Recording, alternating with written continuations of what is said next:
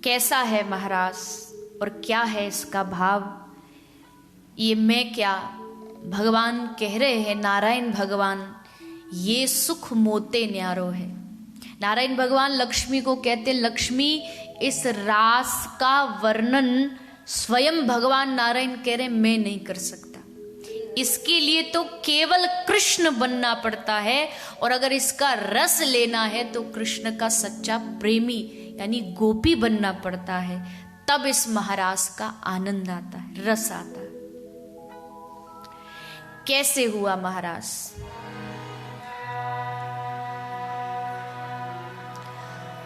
भगवान पिता रात्रि शरदोत्फुल्ल मल्लिका विक्षरन्तुं मनश्चक्रे योगमायामुपाश्रितः। भगवान पिता रात्रि शरदोत्फुल्ल मल्लिका। आज का दिन बड़ा अद्भुत है, शरद की रात्र है, शरद पूर्णिमा, आधी रात, चारों ओर चंद्रमा की छटा छाई हुई है। चंद्रमा आज अमृत बरसा रहा है। घनघोर रात्रि और आधी रात्रि को भगवान ने अपनी गोपिकाओं को बुलाने के लिए एक अस्त्र प्रयोग किया। कौन सा अस्त्र था? ठाकुर जी के पास तो एक ही अस्त्र है। तो आज भगवान ने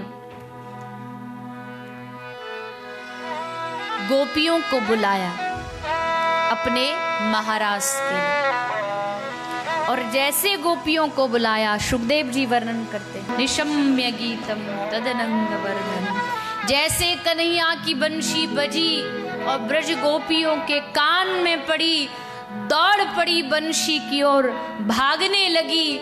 कोई गैयन के दोहन को भूली, कोई खोल के खुला कपाट चली, कोई अंजन बिखरा गालों पर, कोई दूध सनाले हाथ चली। कोई मेकअप कर रही थी तो एक आंख में काजल लगाया, एक में लगाना ही भूल गई और ठाकुर जी की ओर भागी। सुखदेव जी कहते अंजनतः काश्यलोचने, कोई गोपी ने काजल की डिबिया उठाई, पूरे मुंह पे काजल मल लिया।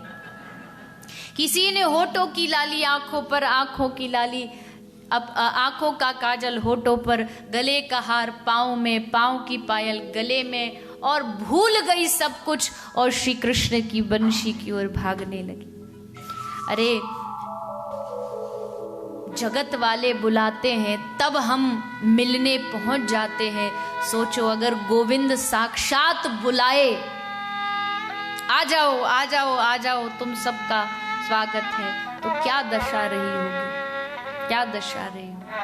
भाग पड़ी गोपी, आज रुकने वाली नहीं है। गंगा की धारा को रास्ते में कितने भी पत्थर आए पर गंगा सबको पार करती रास्ता बना लेती है। आज गोपी भी सब बाधाओं को तोड़ती तोड़ती पहुंच गई कृष्ण के पास।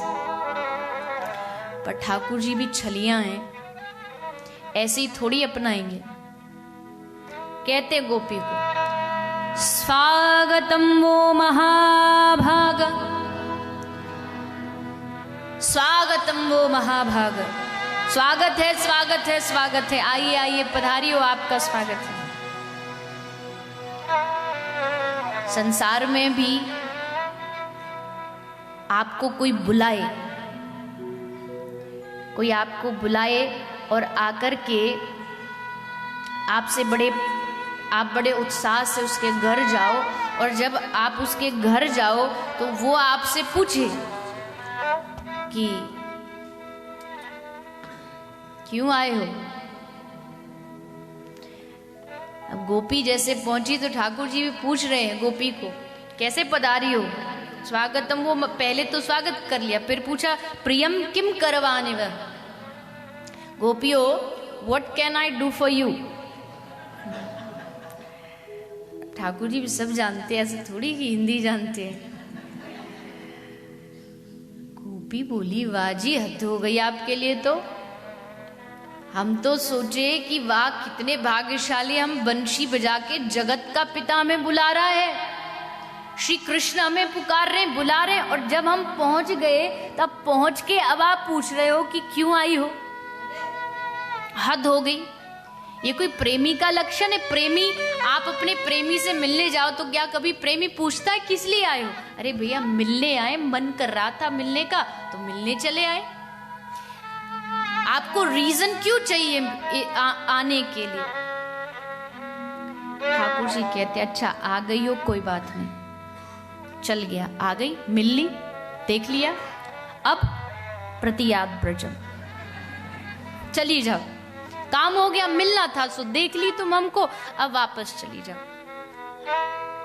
गोपी का हृदय एकदम टूट गया, पर क्या करे, सोचा ये टेढ़ी टांग वाला है तो ऐसे नहीं मानने वाला है। गोपी कहती है भेजना चाहते हो ना, भेज दो, पर एक काम करो, मैवं विभोरहति भवान गदितुं न संसम्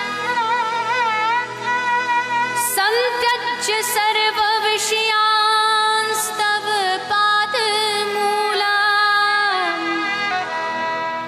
भक्ता भजस्व दुर्वगृहमात्यजास्मन् देवो यथादिपुरुषो भजते मुमुक्षुम्। भेज, अगर हमें वापस भेजना चाहते हो तो पादौ पदम न चलतस्तव पादमूलम्। अगर हमें भेजना चाहते हो तो एक काम करो, चित्तम सुखेन भवताप हृतम गृहेषु, जो हमारा चित्त तुमने चुराया है ना वो वापस लौटा दो। पहले हमारा चित्त हमें दे दो, हम चुपचाप चली जाएंगे। हमारे मन को जो तुम चोरी करके बैठे हो वो मन तो वापस कर दो। हम तो अपना मन लेने आई हैं, तुम मन दे दोगे तो हम हंसी हंसी चली जाएंगे। अगर मन नहीं दोगे तो पादौ पादौ पदम न चलतस, तो ये पैर मुड़ने वाले नहीं। है हिम्मत दिल देने की, चित्त देने की? हे गोविंद, आपके चरणों में आए हैं और बड़े जन्मों जन्मों से भटक कर के आए हैं, अब वापस मत भेजो। अब हम अभागियों को स्वीकार करें। तब श्री ठाकुर जी गोपियों के इस वार्तालाप को सुन करके, उनके इस उत्तर को सुन के आनंदित हो गए और सब गोपियों के साथ ठाकुर चारों तरफ वृंदावन की बीथियों में घूम करके महारास करने लगे।